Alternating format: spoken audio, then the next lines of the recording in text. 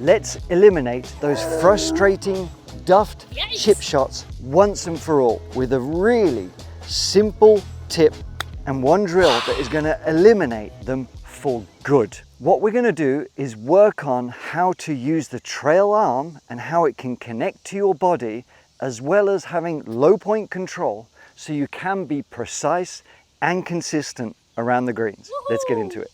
Before I show you the really magic and simple drill, it's magic.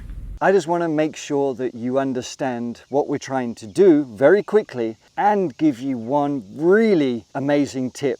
First of all, we want to avoid digging the leading edge of the sand wedge in, okay? We don't want that leading edge digging in too much. Sometimes of hard pan or whatever. But basically, we want to always be presenting the bounce of the club. And you almost want to think of it as the more of the back edge of the golf club as we're striking in here. We don't want that leading edge being off the ground too much, but we don't want to have it leaning back. We don't want to have it leaning in too much. We want to try and deliver the club pretty much vertical and straight. As we swing back, we're, as a general rule, trying to strike the ball when that club is more or less vertical. A little bit ahead is fine, but that's the sort of general rule. So what can we do to ensure that happens a bit more often?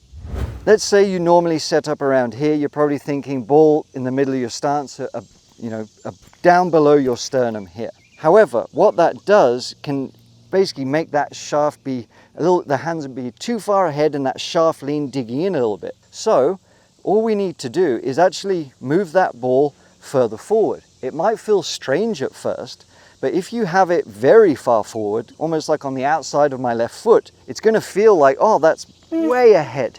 But what happens is it's going to avoid that digging down too much, and it's going to deliver more of a shallower sort of angle of attack. It means you can still get steep, which we want, but we're not going to be digging in. So we're able to brush through the grass that way just by moving that ball forward. It's the easiest tip in the world to improve your chipping contact when you move that ball forward. And what it does by moving that ball forward, it moves your chest slightly ahead as well, which makes sure that that low point, our angle of attack, is sort of ahead of the ball. And we're not hanging back and we're not trying to use the hands too much. It really simplifies our delivery and impact. Now, let's go on to the drill.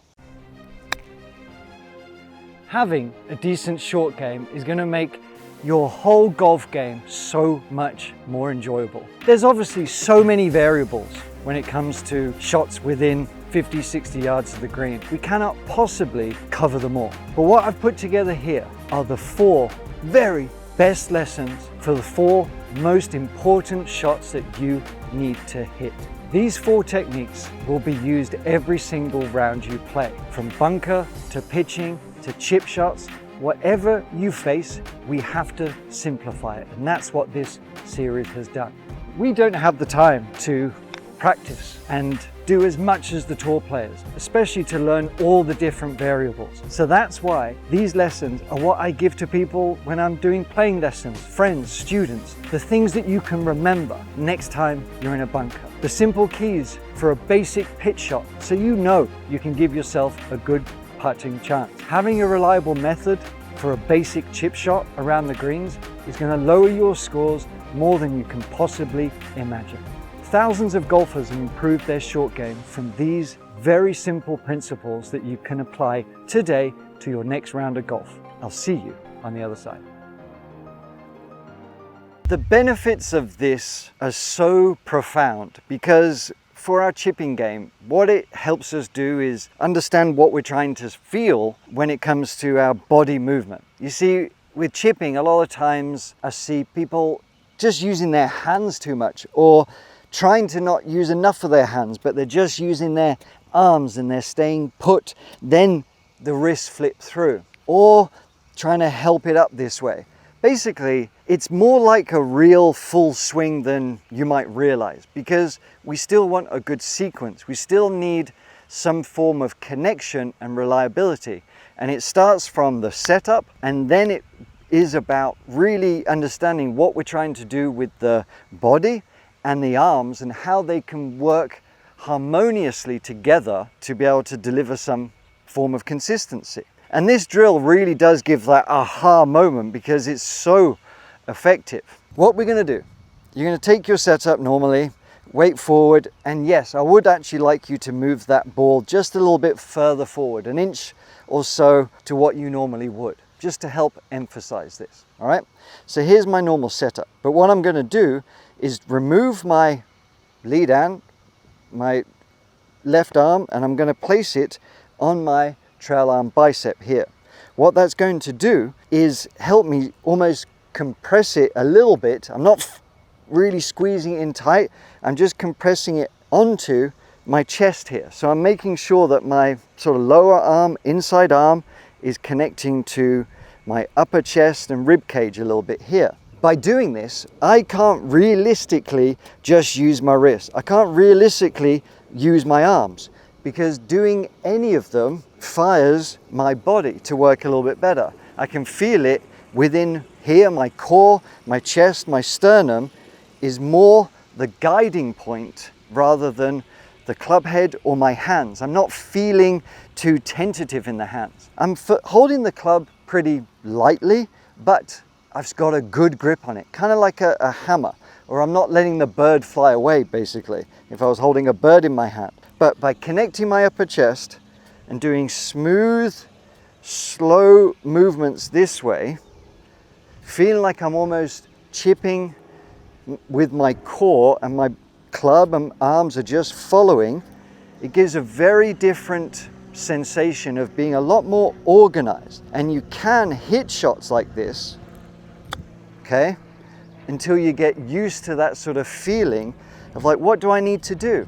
Even there, when I did that one, I actually allowed my arm to come off a little bit and I didn't get quite the correct strike. So in essence, in the real world, if I wasn't doing that drill, what would have happened? I would have used my arms a little bit too much and my body would have stalled. I may have got away with it, I may not have. She almost got away with it. So I'm going to really try and execute this drill a little bit better. This is a bit tricky, this drill, so I'm going to make sure that I really do execute it properly. I'm not going to try and hit it too far to begin with. I'm just going to try and get that nice consistent strike, and from there I'm go, that's what it feels like. This is what happy feels like. So what we're going to do here is add a little bit more length to it, but I'm not trying to go faster with the hands, and this is where distance control comes in, and this is where you can feel it, because if I want the chip to go a little bit longer, I'm just going to rotate my body a little bit more through the shot. So I'm making sure everything is working nicely together. It's a challenging drill, but it's so effective. And the thing is, you don't need to be on a golf course to do it. You can practice this at home. Reverse going, or go back and forth from doing the drill one-handed to two shots. I would suggest something like a 2-to-1 ratio until you get more comfortable with it. And when you're out on the golf course, you can always use the drill just to sort of remind yourself what you're trying to feel before your actual shot. That is going to make a big difference to your game. Watch this video next so you don't miss as many greens in the first place, and I will see you next time.